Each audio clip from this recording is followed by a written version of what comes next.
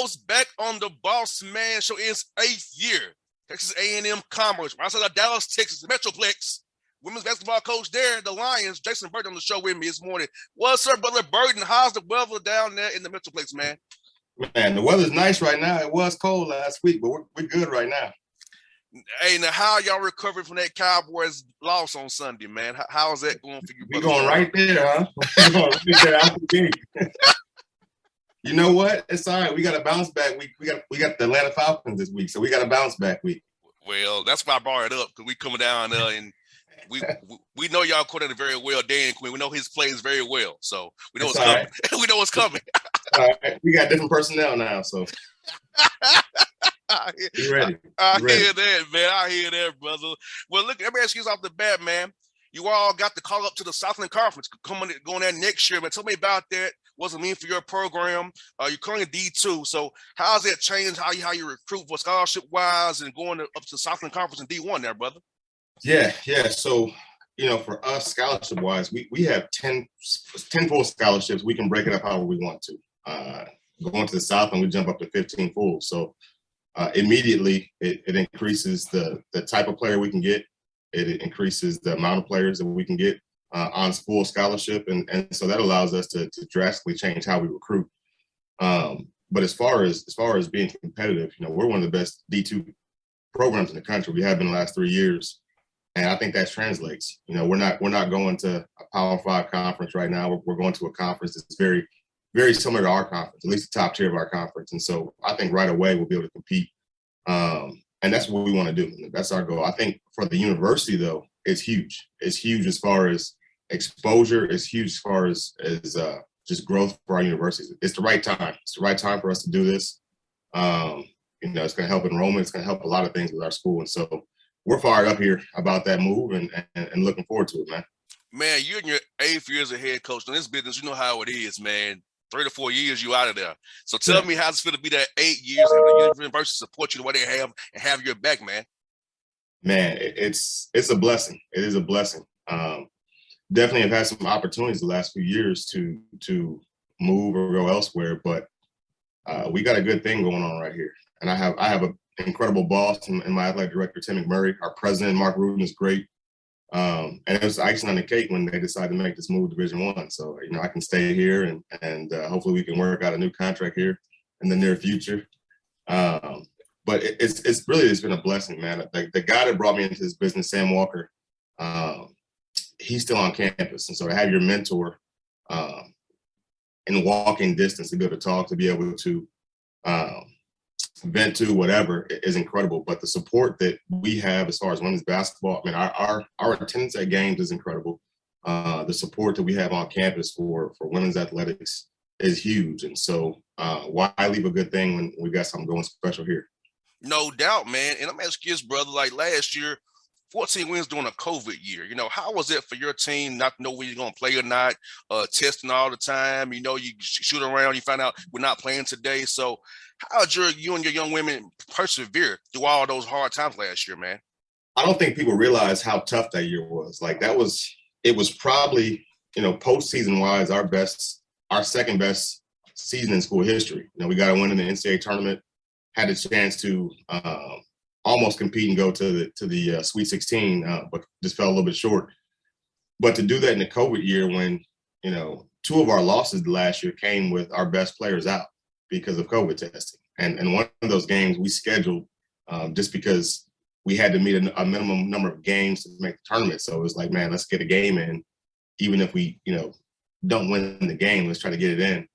And we did. And we were on the road for 2 days, found out on game day that we weren't going to play. So we picked up a game on the way back, and we're winning the entire game. And in the last 3 minutes of the game, we lose the game. That was one of our losses. And that was just the type of year it was. But it was incredibly stressful. We didn't have a preseason because we spent every 2 weeks in quarantine, basically, because you're testing, 3 or 4 times a week. And anytime somebody has symptoms, you're testing again. And then, the NCAA tournament first game, we had a positive test. It ended up being a false positive, but for 30 minutes, we thought our season was over and didn't get a chance to play. And that was going to be back-to-back years in the NCAA tournament that we didn't get a chance to play. So just to be able to have the success we had with a bunch of new players, Nobody quit. Nobody decided to sit the year. I'm proud of our girls for that. The way they persevered, the way because it was just tough mentally, and to be able to still have success in the classroom when everything's virtual. They're not used to virtual. The tutoring wasn't the same. It was definitely difficult mentally, but we found a way to get it done. I can only imagine trying to put in install offense over Zoom. I can only imagine because you have a lot of young women on your team that are freshmen, sophomores. And so trying to install things via Zoom, I know my father's a coach. I chose to be in radio. You and Brian and other guys for coaching, y'all, I love y'all for doing it because I know JR. I'm gonna start cussing the wrong way, saying the wrong thing. So I'm that competitive. So I said, now let me be on the radio. I can kind of just not lose any games. I can just talk about the game and have fun that way. So tell me about that, how you're trying to put it install via Zoom and build camaraderie via Zoom. And then this year you had workouts in the spring and summer, and and girls going to class now because they wasn't. Last year was all gone from them last year. We didn't do anything basketball via Zoom. You didn't. Every time you try to get on a Zoom and you try to play video, something technical goes wrong. A big part of our success, I really think, was just checking up on our girls mentally and trying to keep it light. And then when we got a chance to get on the floor, we got after it. But we do a thing called Empower Hour. And so the first 6 weeks of the school year, we get one guest speaker to come speak to our team. And so that was the one thing that we had consistently and the great thing about Zoom is you can get somebody from across the country anywhere. We had Chloe from Overtime, who's Overtime Basketball, who's now actually an assistant coach at Baylor, talk. We had some very influential people in the women's basketball community talk to our team. We just had people all over and talk and try to empower and try to inspire and keep motivated. And that was a big thing that we did while they were in quarantine, was just try to keep motivated. And then when we got to the floor, we got after it. But what it did was it tightened up our rotation. We really leaned on our returners who knew stuff from last year, who already knew our offense to play. And then some of our newcomers played spot minutes. And we had one transfer was in her 4th year, and we kind of leaned on her as one of the newbies to play just because she played college basketball before. She could figure it out on the fly. But a lot of it was our returners got the minutes and they got it done. And you kind of spoke about mental health. I tell you what, I'm a radio dude, so my mental health is not what it is what a basketball player is right now. So tell me about how you kind of foster their mental health, because Power Hour is a great idea. And because I know when young women can't get their apartment, the court, and not be able to enjoy themselves and be a college student pretty much. So how did you all kind of help them with that mental health? And now with it being more open in Texas now, like it's in Georgia, how's it been different this year now for you guys? Yeah, it's open. But crazy thing is, so my wife is a frontline worker. She works at a hospital. She's been in the thick of things for almost 2 years now. And one thing that we really do or try to do is have the team at our house. And we just couldn't do it. We have a 2-year-old son who in the middle of this was an infant, really. And so you can't have the team at the house. You're trying to find ways to still have team bonding. Campus was dead last year just because you couldn't do the same things on campus. You got mask requirements, you got testing, you're trying to protect your team. And so to me, that was the most important thing with the season last year was how do we check on these kids and how do we make sure that they're good mentally, and how do you keep them sane? I think we lost one of our better freshmen last year just because she wanted to go back home. So that was a tough thing that you lose a couple kids because especially in your first year, you feel like you don't have that same camaraderie that you're used to. So this year we made it important thing for us to make sure we try to do as much as possible. There's still COVID. COVID's still real, so we're still trying to be careful. But one thing we do every year, we have a boot camp, and as a part of our boot camp this year, they got a chance to get out of boot camp early by putting together a little skit. So they had to do a team dance. They had to do in groups of 3. They had a lip sync battle, which was cool. It was fun. They choreography and all that, and then we have 2 freshmen that can sing, and so they had to do a duet. So we got our admin to come in the gym. They performed it, and it was a good little time as far as them getting out of their lane slides and their conditioning that they got to do. So, you got to find ways to keep it light and still get better. But I think so much of this game of basketball is the chemistry and the culture that you have. And everybody's good at X and O's at this level. If you're coaching college basketball, if you're playing college basketball, you're doing it at the highest level. But what separates you? And to me, it's the culture aspect of it and the chemistry aspect. And you have a back-to-back coming up, Jason. Colorado State Pueblo and Colorado Christian. Tell me about the those back-to-back. So do you prepare for one, the first game, then do it the back one on the second end, or kind of doing both at the same time there? We're preparing for the first game, obviously, just because that's the team we play first. You got to go in and get a win, and then that second game, you get a chance to watch the other team live, and we'll make our adjustments at the hotel. But the main focus has been on us. And we went through the gauntlet this preseason. We played Baylor, SMU, and Houston in the last week and a half. So there's not a better team in the country at the Division II level that we're going to play as far as just talent-wise. I mean, Baylor has the best player in the country in Alyssa Smith.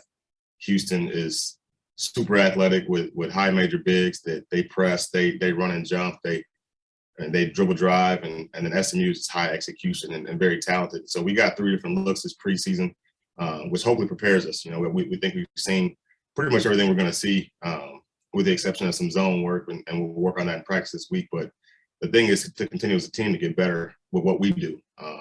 We're one of the best teams in the country. We're preseason number 10 right now for a reason, and it's because people got to guard us too. So that's what we're going to focus on is us and our execution. No doubt. Man, excuse me, brother. At what point did you decide to become a head coach? I'm not saying my father's a head coach. I said I went that went in my path. So what kind of made you say, hey, I want to get into coaching and help young women to grow and develop and become great leaders in their communities after they leave you for after them 4 years of playing for you, brother? Yeah, I think every athlete at some point, like, they said they want to be around the game. And early on, because I had injuries, I said I wanted to go to school for sports medicine. I wanted to be a physical therapist. And then I realized I don't like science at all. Like, I'm not good at it. Like, that's not my wheelhouse. So what's next?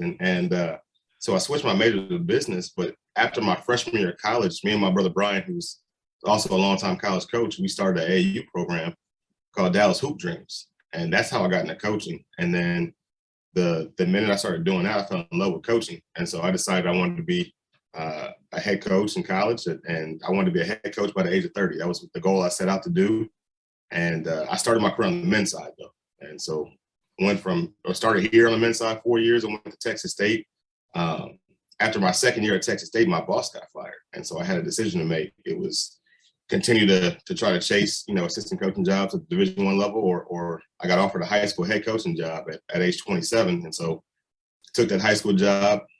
We won one game.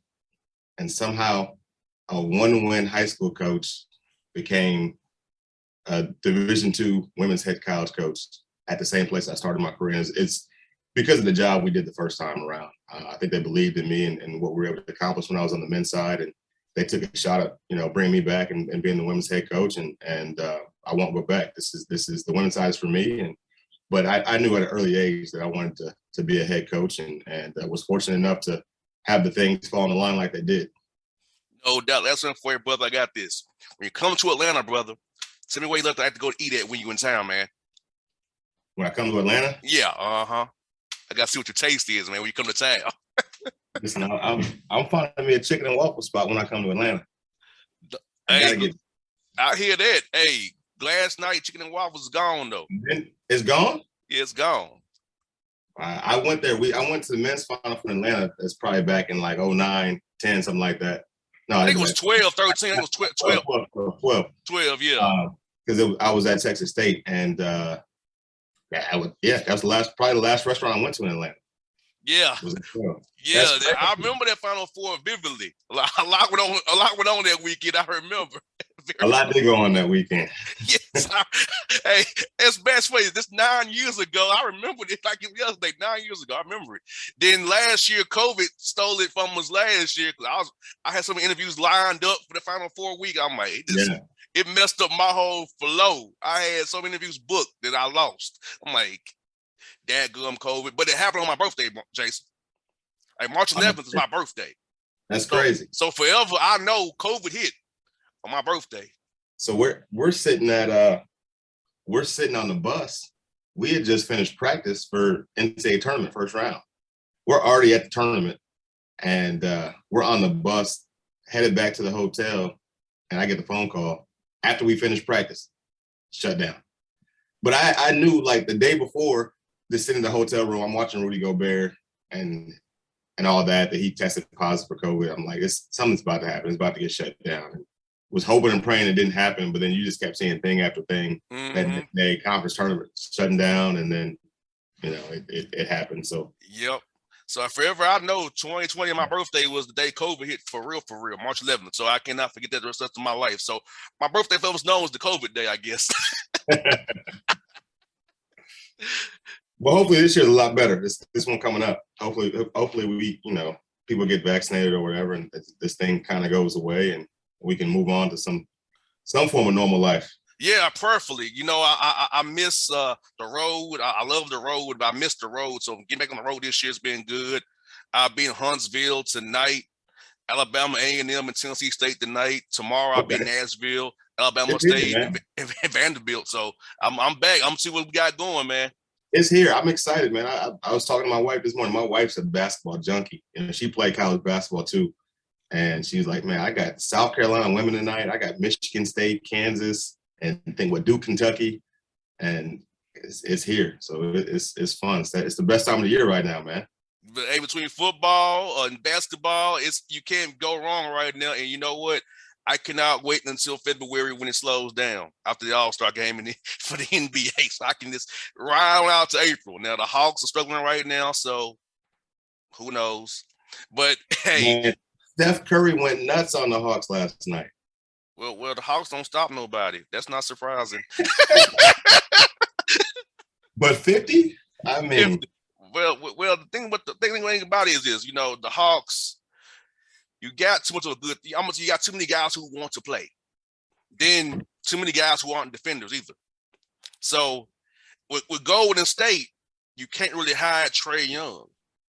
Think about it. You can't hide him against Golden State. Because you got Poole, Wiggins, Steph, Dre, and Looney. And the way they play, he can't just hide in a corner on somebody. He's still defensive by action.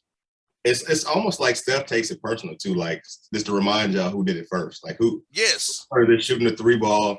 Yes. Well, our general manager came from Golden State. Slink came from Golden State. Yeah. So that's what he visions of a herder with Trae, Collins. That's what his mind is today. We're Golden State Southeast. But the thing about it is when you play like Tom Thibodeau with the Knicks, or you play the Bucks of Budenholzer, they don't make adjustments, and Doc Rivers don't make adjustments. Trae Young can hide on a Reggie Bullock, or a Ben Simmons, or a Portis, or a PJ Tucker. So thinking about beating the Hawks is this: make Trae Young get in action. He can't stop nobody. So just the game plan, and Golden State exposes it. It sounds like you got a little bit of coaching in you, man. You might have to come over here to this side. You got the game plan. Hey, synergy. I watch a lot of film, brother. so I know. Hey, that's a sign of a good radio person, man. Everybody don't break down the film and see it for themselves and see what people are really doing. So I like it, man. Yeah, because it helps that my dad's a coach and I played ball too. So, because a lot of guys in my field, I don't want to throw nobody on the bus, but they don't know nothing. They just ask general, tell me why this didn't work. How about watch the film and also the matchups? Yeah. See, I'm asking about matchups and what I'm seeing on the court, adjustments to make. Heads of pick and roll, maybe no bracket a little bit. You know what I'm saying? No, the NBA is about painting gaps and slots in the NBA. It's all it's about. So driving in there on the Hawks offense, Trae Young's gonna drive to the elbow and get you to commit to his floater or allow the Capella or a strong weak side three. It's really a 4-way go what he got. Mm-hmm. And so it's tough to guard, man. It's tough to guard. The way he shoots, the way he plays, it's tough to guard. No doubt. And so if it was me, I'm gonna say, hey, Trae, make any floater you want to make. Or because I'm gonna stick my plaster to Bogey, Bogdanovic, Gallinari, I'm gonna make you just 6 floaters. If you make 50-55 floaters, we lose. Great. But nobody's gonna beat us. You know what I'm saying? Yes. See, yeah. I'm of the mindset of I'm gonna let you get yours, stop everybody else.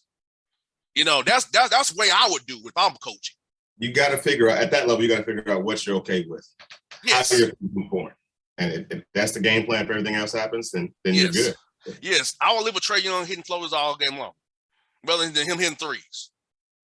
And I don't want to get Bogey hot, Gallinari hot, Herder hot. I don't want that to happen. So I'm going to let you hit floaters. Or let Capella get a dunk. But I'm gonna take my floater, though, over that. So that's just me. But it's funny watching he's coaching in the NBA at this high level.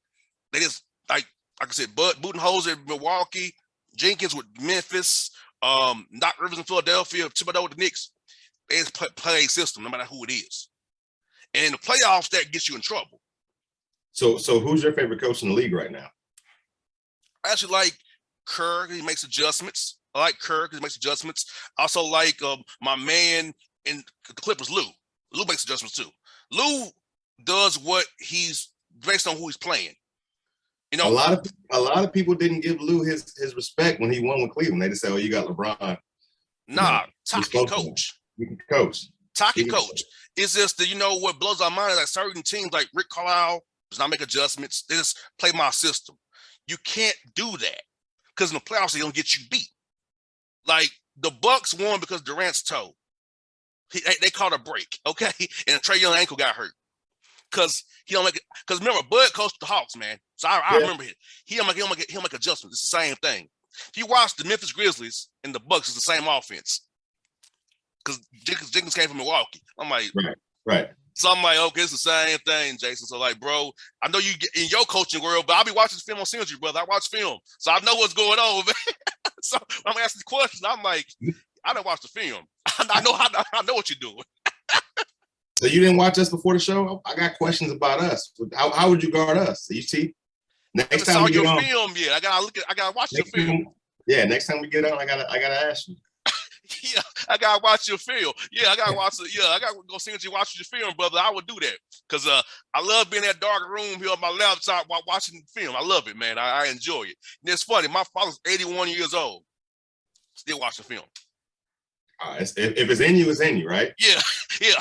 You know, he watches the NBA with me. He's like, "This is terrible basketball. I don't like it." He's old school. He wants to put two down on the block. Do all that. He old school. Yes. He ain't with the spread game yet. He ain't with the Mike D'Antoni game no more. He ain't with that. That's the way the game's going, man. But the game is going that way. You know, and it ebbs and flows, right? Like you're gonna see some dominant big players come in the league at some point, and the game will change it back a little bit, I'm sure. But because everybody's trying to find a way to innovate and to change it up. But right now, you better be able to shoot the three ball. Let me ask you this, though. This is a Miami Heat question. Did you help out? I was surprised you didn't say Spo, by the way, as one of your favorite coaches. Yeah. Well, it's because I have a thing with the Orlando Magic. That was my team when I was younger, so I don't really like Miami like that. So I kind of call them the Miami Heat. I don't give them respect as I have to. But this is a Heat question, though, for you. Would you help off the strong side three the way the Heat do? Would I help off it? Mm-hmm. I wouldn't, but that's me. That's how we play. We don't help off strong side three. The Miami Heat is one of the teams in the NBA who help on that strong side three, help off that strong. I don't know how to do it. I don't know how to do it, but they do it all the time. They'll give you a strong side three. They'll help off of it. I don't get it, but they get away with it. But I wouldn't do it. I wouldn't do it. And the only time we do it, it's a scout situation. If they put a non-shooter in the corner on the strong side, then yeah, help. But you better commit to taking that charge too. Mm-hmm. That's my yeah, because I watch it all the time. Like, yeah, that's one of the few teams who do it in the NBA. The Raptors do it too. Yeah, as a general rule, no, we're not going to do that. Yeah, because that's just something I don't agree with. They make it work, but I don't agree with it. And that's what Scott Brooks did with the Wizards and the Thunder. He helped off that strong side corner. I don't understand it. But, you know, it goes back to what I said earlier. Like, people have their thing that they're going to live with. If they're going to live with the corner three, then that's their thing, I guess. But in the league, you got people that's their only job is to knock down the corner three. So yes, PJ Tucker. That's his thing. PJ Tucker's thing is make corner threes, right? Yes. So, and you know what? This is why I fought Monty Williams in the finals. He didn't build a wall against Giannis. He chose to go with Ayton on him rather than building a wall. Yeah. That's what hurt them. He did not build a wall. against Giannis, and he went 8. Also, losing Dario Saric off the bench hurt them as well. No doubt. Tore his knee up game 1. So I was like, if Monty had played, like everybody else played him with Widow, make him shoot jumpers. I'll live with Giannis taking threes. If Giannis gets a jumper, it's over. Go ahead and put that out right now. Yes. If Giannis gets a jumper, it's over. Yes. So, yeah, that was one thing about the finals I said. Feel the same way about Ben Simmons, but Ben Simmons looks like he's never going to get a jumper. So, nah, never going to get a jumper, never. And Philadelphia's finest man for having mental health issues, which is crazy to me. It's crazy. I mean, Daryl Morey is too stubborn for his own good. So how do you feel about the trade rumor? They're talking about Ben Simmons for Jaylen Brown. I got to be honest with you. A lot of these are agent-driven leaks. Like, that's an agent putting it out there. That's Rich Paul trying to drum up some. That's Rich Paul because it came from Shams Charania. Yeah. That's Rich Paul. Okay. League sources, that's Rich Paul. So, for being in the league, I kind of can tell when certain things are being said where it came from. Like, no, it came from an executive. It came from an agent. Now, that's not even real. I want to look in December 15th, free agents can be traded at that point, Jason. So at that point, you'll see Ben Simmons get traded after December 15th. Because the league, you can be trades now. Because right now, free agents cannot be traded right now. Because of the rules. Right. So, but yeah, when you see a Woj bomb or a Shams bomb, Woj is the executives. Shams is the agents or the players. And Shams is owned by Rich Paul. He's a Clutch client. Okay. So think about, notice when Lonzo Ball's contract got announced and all these different people with Clutch got announced, it came from Shams Charania. Woj gets from the executives. Like, see, I'm learning something. I'm getting my NBA facts from you, man. I appreciate it. Yes. And so it's funny, like when the Hawks fired Lloyd Pierce, when Woj put it out there, I knew it hours ago. It wasn't a Woj bomb. I knew that 3 hours before you put it out there. And I could tell the story was off when you said it. Because I know what really happened. It's like, I laugh when I hear Hawks news and I'll be like, that ain't how that actually happened. But okay. So what third party told you some third-hand information that you putting out there? Now, some knew that happened, but not what you're saying. Right. Like I can tell when I hear these stories out here, Jason, I can tell where it come from. Like, I know who put that out. I just laugh about it. So who you got winning this year? Brooklyn or Golden State. If Clay gets healthy and Clay gets back, they're gonna be nasty, man. Think about this. If you bring him off the bench, that's a sick bench, or you start him, it's sick. Because you got either Poole off the bench with Otto Porter, Bjelica, Iguodala, GP2 now defensively. Golly. I mean, the Warriors have actually rebuilt on the fly and kept their core. They did it somehow. They did it. They did it because they tanked. They tanked. They got a high draft pick. Yes. And they were able to reload. So, Which tells me they have a short window because Draymond Green's days are numbered. Because they're going to try to put Wiseman in that position. Yeah, they are. Then you got Moody, the other brother they drafted, Kuminga. Well, I forget to get the brother's name. So they've reloaded on the fly. But Draymond Green, I don't know if they don't give him what he wants on next contract. I think Wiseman just get developing to take Draymond's place. Yeah, he is. So I think that's be the one that's gonna be Green, but Curry and Thompson still be there. Shooting, you can't get rid of shooting like that. Can't. And Wiggins will be gone eventually too, in my opinion. So Wiggins and Green will be the one I think will be gone. In Brooklyn, without Kyrie Irving, that's still good to me. That's the best thing he's without. Because last year with Durant and a half a Harden, they about won games against the Bucks. So if that happened last year, I believe when they get Aldridge fully going again, Griffin, Bruce Brown, those guys, Bembry off the bench, Patty Mills get going, that's formidable. But you see how the new rules have been affecting Harden, though. I think he'll adjust to it. Remember, he's also injured off his injured stills too. He's rehabbing stills too. So let him get in shape a little bit more, and we'll see. But I do believe he'll adjust to it. I believe in Eastern Conference, the Bucks and Sixers will be competing to get beat by Brooklyn, and the West, I feel like Golden State has a most complete team, and I think the Denver's scary too. You don't believe in the Chicago Bulls at all right now? They got to go through them steps. The Knicks, they don't got too much time because DeRozan ain't that young. He ain't, but you know how them teams have come together first year. They usually don't make it out past second round, maybe. The Knicks, Thibodeau don't make any adjustments. I don't think they do anything. They'll give you the second round probably. And plus Thibodeau wears his guys out, Jason. You know, he wears his guys out. Yeah.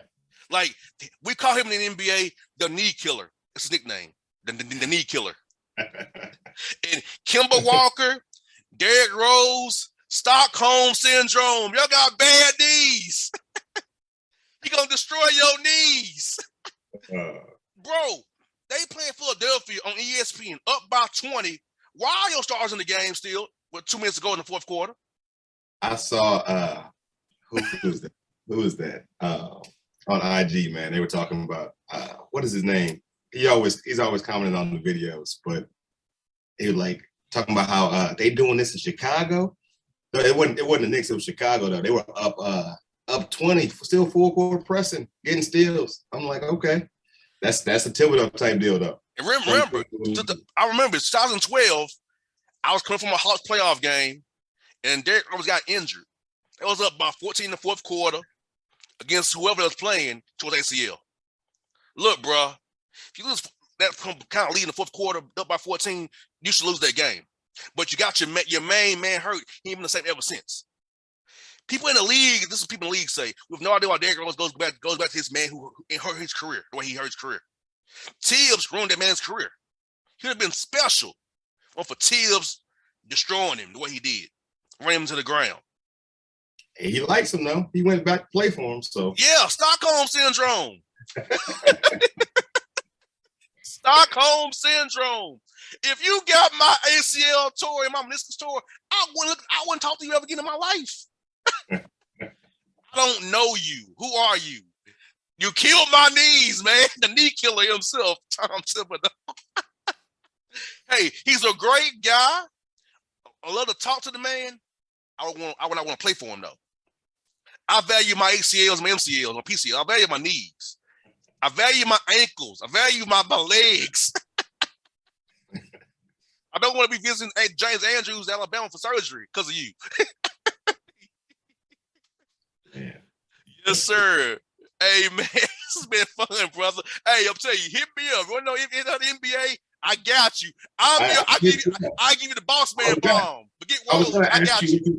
Since you're talking about my Cowboys, what you thought about them leaving Dak and all the starters in at the end of the game right there? Horrible idea. Horrible. Especially you just coming off injury. Dude got a hurt calf. You got him out here in millions of minutes. Like, you could got that man hurt again. But see, Mike McCarthy's not good at player management or time management. And I don't want to really shout this man out, but Aaron Rodgers won in spite of Mike McCarthy. You know, Aaron Rodgers showed us who he really is. So I'm glad about that. I'll be cheering for anybody but them going forward. See, I don't know. The Cowboys, I like some of y'all fans. I got friends who are Cowboy fans here in Atlanta. I don't know how that happened, but they're Cowboy fans. Yeah, everywhere. They'll be going to the game this weekend. I say, hey, have fun. Park at the Walmart across from the stadium and have a good time. And hope y'all be upset when you come back to Atlanta. That's what I'm hoping. Between the Dallas Cowboys and Falcons, our teams both always lay eggs. It's a different team this year, man. I keep trying to tell you that, man. We had a one-off game. It's all right. I don't trust McCarthy. We weren't supposed to win in Minnesota with a backup quarterback. So the fact that we lost last week, we'll take that one. We're still 6-2. Okay. We're still way in first of our division. Oh, yeah, that division's horrible. We're fine. It is, but so are the Falcons. So we're going to beat the Falcons, be 7-2, and we'll be good going to Kansas City. Okay. Well, that's a loss then. Mahomes is a loss. I mean, you say that like they're playing well. What are they? I just don't trust Dan Quinn on the road in Kansas City. Cause see, cause I watched Dan Quinn for 5 years in Atlanta, so I know what he Dan can do. Quinn is re-energized. He's not the head coach. He's just doing the defense. We got Micah Parsons. Diggs had a couple off games, but Diggs is about to be back. We're gonna be okay. Is Randy Gregory not getting high? Is playing like a beast. Is Gregory not getting high, bro? Is Gregory not getting high no more? Listen, not right now. We not right now. He's waiting to the offseason. Okay. Hey, I'm gonna be watching out for this because between y'all Cowboys, I love it. You know, I'm wearing your. I'm sorry, not saying Jason. I wore your colors for you. See, I wore the Cowboys silver. I'm being a nice host today. I didn't wear black and red today. Appreciate that. I didn't wear black and red today. I could have done that. I appreciate that. Yeah, man. Hey, I look forward to the game. So I'm gonna text you something like, I see this. What's going on? It's going down. Hey, Young Jock is going down. Yes, sir. Yes, sir. Hey, we're gonna do this again real soon, but this was fun, man. I enjoyed this, brother. So best luck to you this weekend, my guy. We'll talk to you real soon, man. I appreciate it, man. Thank you. Thanks for having me. Anytime, brother. Yes, sir.